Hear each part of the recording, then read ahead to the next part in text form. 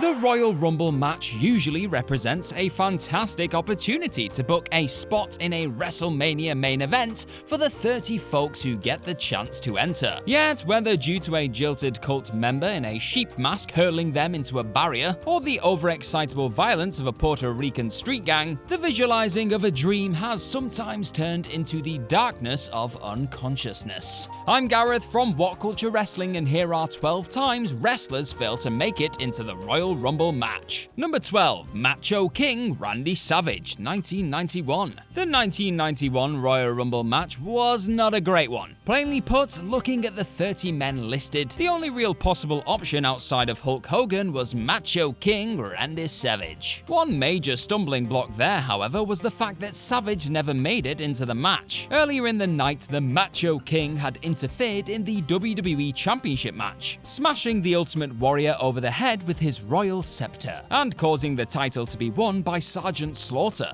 Warrior eventually chased Savage out of the arena, putting the fear of God into the Macho Man. And when the buzzer sounded to herald the 18th entry into the Rumble, the 18th entry was nowhere to be seen. Gorilla Monsoon and Bobby Heenan used their powers of deduction, and when Tugboat came out at number 30, it was clear that the missing man was a particularly macho one. Number 11. Bastion Booger, 1994. Bastion Booger was arguably the most disgusting WWE superstar in history. A man whose gimmick was that he was a slovenly hunchback who ate all the time. Go print that money, Vince. You got something. Given that, he was never going to win the 1994 Royal Rumble and go on to headline WrestleMania. But that doesn't make it any less sad that he was all out denied the chance by a poorly timed bout of food poisoning. Booger was scheduled to be the 25th entrant in the 1994 Royal Rumble, but he never made it. The storyline explanation for his absence was that he overate and fell victim to food poisoning, but the truth was that Booger simply no-showed. 8 months later, Booger was gone from the company. How sad. Number 10. Skull, 1998. Members of the WWE Universe can be forgiven for not exactly remembering who Skull is, or even for failing to remember that the 22nd entrant of the 1998 Royal Rumble did not make it to the ring. Skull was one of the 4 men who made up the Disciples of Apocalypse stable that took part in the best left forgotten gang wars of 1997. Skull failed to make it to the ring during the 1998 Royal Rumble though, after he was brutally attacked backstage by the dastardly Puerto Rican gang Los Barricas. Whilst this could be seen as just another act of violence in the never-ending gang wars, it transpired that Skull was victim to a case of mistaken identity. The Puerto Ricans thought they were attacking Stone Cold Steve Austin, despite Austin being a whole 5 inches shorter than Skull. The 1998 Royal Rumble was a bit of a weird one, with Mick Foley appearing 3 times as Cactus Jack, Mankind, and Dude Love, Headbanger Thrasher lasting almost 30 minutes without eliminating a single person, and the Nation of Domination fighting each other despite being the majority in the ring at one time.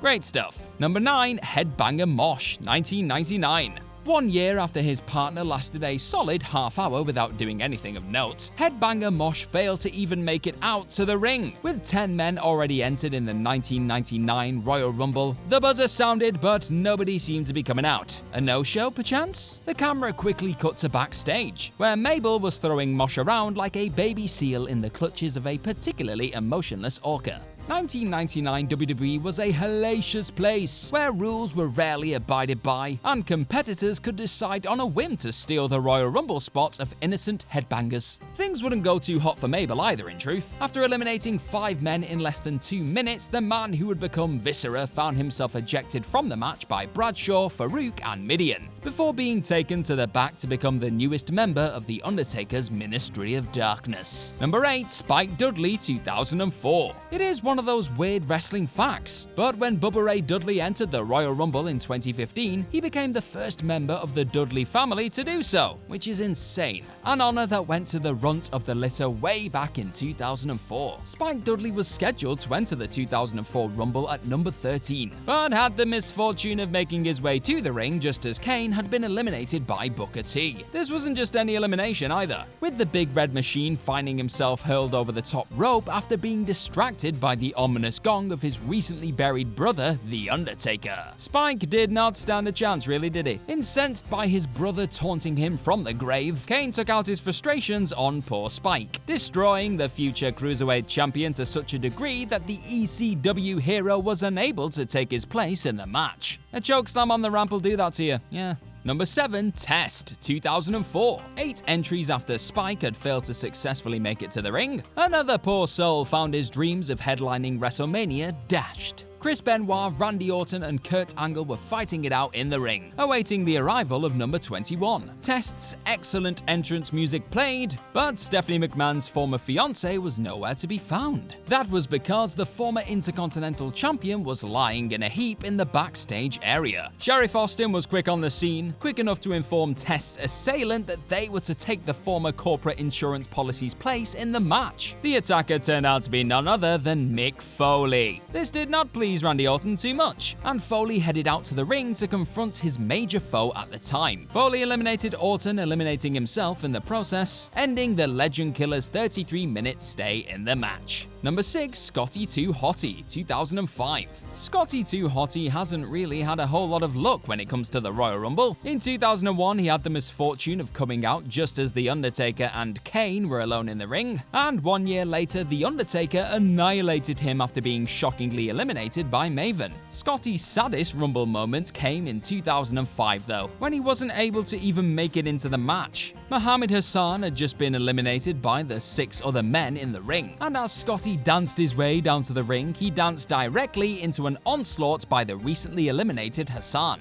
This would prove to be Scotty 2 Hotty's last appearance in the Royal Rumble match. Number 5, Finlay, 2008. The 2008 Rumble is best remembered for John Cena's shocking return at number 30. So many may well have forgotten Hornswoggle entering at number 9 and spending the majority of the match under the ring. The little bastard briefly returned to eliminate The Miz, but this only led to him falling into the hands of Mark Henry and Big Daddy V. The two behemoths began dissecting the tiny human, and all looked lost for Swoggle. It was just too much for his papa to take, and Finlay ran down to ringside to save his seed. The Belfast Brawler was scheduled to be the next entrant into the match, at the historically successful number 27 spot, but conceded his chance at immortality in favor of saving his son. Finlay was disqualified from the match, but Hornswoggle was never actually eliminated. The next name on this list may have had a legitimate gripe about his fate in the Rumble, but over a decade later, Hornswoggle is yet to speak up about the travesty of justice that was his 2008 Royal Rumble. Number 4, Curtis Axel, 2015. It may have been awful luck at the time, but Curtis Axel's failure to make it into the Royal Rumble in 2015 almost led to him being legitimately over. Axel was scheduled to be the 6th man to enter that year, facing a similar mountain to Scotty 2 Hotty in 2001. But this time it was Bray Wyatt and Luke Harper, seemingly reunited, stood waiting in the ring. Axel didn't actually seem too daunted by the pair of monsters awaiting him, but before he could complete his entrance, Eric Rowan, the former third Wyatt, waylaid him from behind. Getting attacked from behind is never a good thing, but getting attacked from behind by a huge ginger dude wearing a sheep mask must be particularly terrifying. Rowan subsequently took Axel's place in the Rumble, but in the aftermath, Curtis Axel was not shy about letting everybody know about this miscarriage of justice, giving birth to the Axelmania gimmick that made the son of Mr. Perfect more popular than he'd ever been before.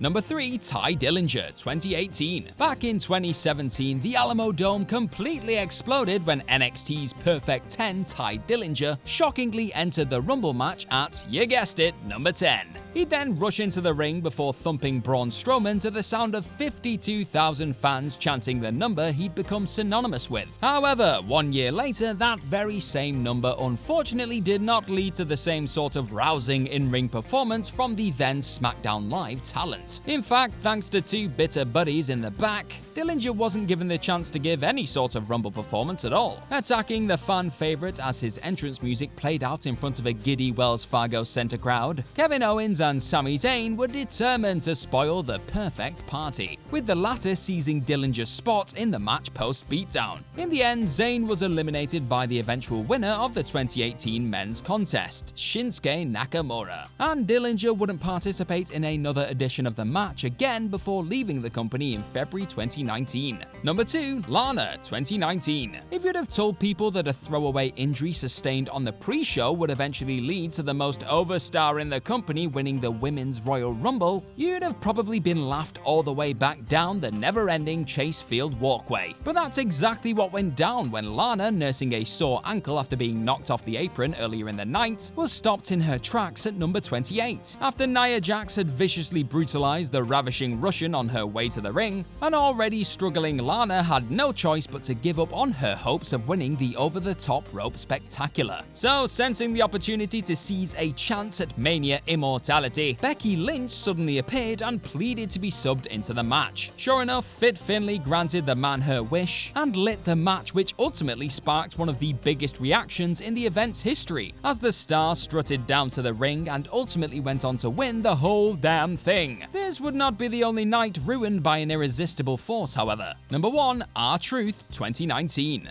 Before the 2019 Royal Rumble, Carmella and R-Truth had been gifted the honor of entering their respective Rumbles at number 30, after winning the latest Mixed Match Challenge tournament. So once the buzzer sounded for the final man to enter the men's bout, Nia Jax soon made it clear to Truth precisely what's up when she blindsided the rapping wrestler before he'd even got halfway down the ramp. If that wasn't enough, Jax then inserted herself into the all-male encounter. Just when it looked like she was set to hijack the bout completely, however, Jax would surreally get her comeuppance at the hands of Rey Mysterio, Dolph Ziggler, and Randy Orton, in one of the most bizarre exchanges you're ever likely to see in this annual highlight. She may not have won either of the matches she was a part of, but Jax undoubtedly made her mark at the 2019 event. Shame the same can't be said for poor old Truth though. There's always 2021, buddy. And that's our list. Know of any other times WWE wrestlers failed to make it into the Royal Rumble match? Let us know all about them in the comment section right down below, and do not forget to like, share, and click on that subscribe button. Also, be sure to head on over to whatculture.com and click on some more incredible articles just like the one this video is based on.